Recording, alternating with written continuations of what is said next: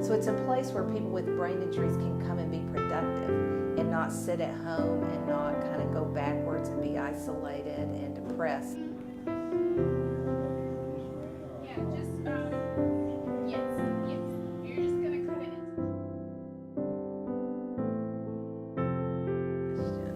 I have lots of people that I admire here. In fact, there's not anybody here I don't admire. I would say one of the members that I admire the most is probably Cheryl, because she came through so much and, as everybody did, nearly died, and are so grateful to have a second chance at life. And the staff I admire, and Teresa's kind of my hero, because she will do anything for anybody at any time and stay calm, cool, and collected all the way through it.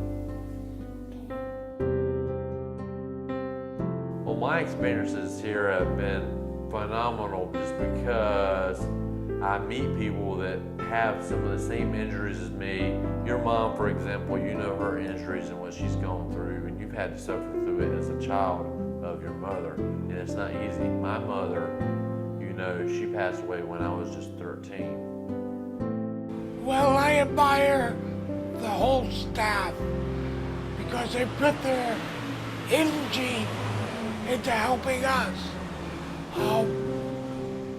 restore our mental abilities. There are so many different stories in each person's life, and everybody has overcome a whole lot of difficulties. The clubhouse is really hard to explain. You really kind of have to see it in action, but it's a place for people to come to transition from being a medical patient to being a contributing community member. And so the members come here and run the clubhouse with the help of the staff.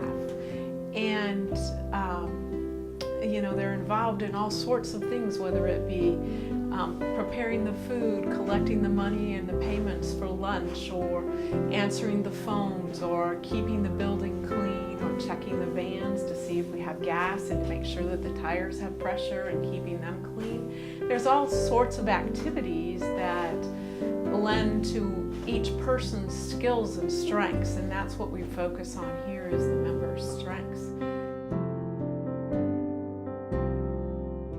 I say Bill and Cindy, most of the staff here. They inspire me daily. Hi, I'm Emma Garcia, and I did this project on brain injury because my mom had a brain injury, and she's my inspiration. How are you brain injured? Well, I wasn't really brain injured. It was an acute brain injury, acquired brain injury, meaning that I had a brain tumor, and it wasn't due to a traumatic incident.